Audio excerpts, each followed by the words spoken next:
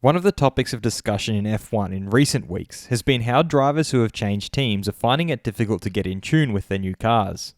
McLaren's Lando Norris has been able to observe two such drivers from close quarters. He was partnered by Carlos Sainz previously and is now teammates with Daniel Ricciardo.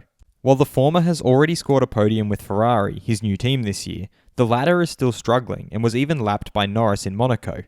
Lando has now explained the differences between these two drivers that might describe the variance in their adaptability, as quoted by Motorsport-Total. I'm your host, Dillon Shelley, and first up on Formula World, Norris points out differences between Sainz and Ricciardo. Norris began by stating the obvious, and then pointed out the core difference between the two drivers. There are a lot of differences between Daniel and Carlos. From what I've seen now, Daniel really needs a car that suits him. Carlos was always good at dealing with a car that was a bit trickier. He then elaborated on the key issues plaguing his current teammate Daniel Ricciardo. Daniel is very fast in the right car and when everything is going perfectly. However, if something goes wrong and there are some problems, then he loses some confidence and has bigger problems. He signed off by offering some solace.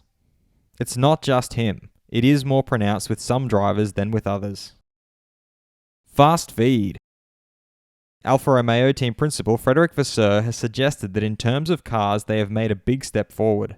He added that nobody has improved their lap times as much. In terms of speed, they are on par with Aston Martin and Alpine.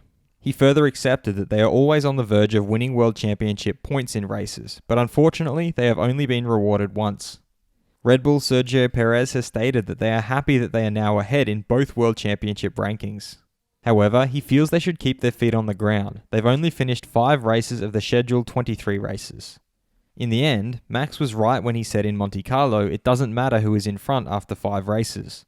What matters is who is in front after the Abu Dhabi finale. They have to keep working as focused as before. Red Bull team principal Christian Horner has revealed that he must have gone to Paris 3 or 4 times to sit down with Carlos Ghosn, the chairman of Renault at the time. Horner had explained to him that if you're in this business, you spend a lot of money, but you should maybe spend just a little bit more wisely. However, Horner feels that Ghosn's heart was never in Formula 1. It was just a marketing thing that ticked the box. On the other hand, their current CEO is full of passion, and that will drive performance and results because it comes from the top, Horner suggested. Mercedes team principal Toto Wolff thinks they have to make sure that grassroots racing becomes more affordable. This is so kids that haven't got any financial background can actually be successful in the junior formulas. All the big Formula 1 teams need to be able to identify those kids, rather than making it so expensive that a good go-karting season costs $250,000, an F4 season $500,000, and an F3 season $1 million. When asked if former F1 driver Daniel Ricciardo will make a return to F1 with AlphaTauri, Red Bull advisor Helmut Marko responded by saying absolutely not. He added they are focused on working with their current drivers. Ferrari's Carlos Sainz thinks that there are a number of drivers now who have a similar level of performance.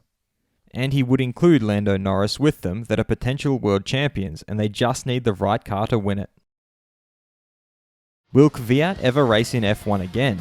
Head over to my community page to vote in the poll and let me know what you think in the comments.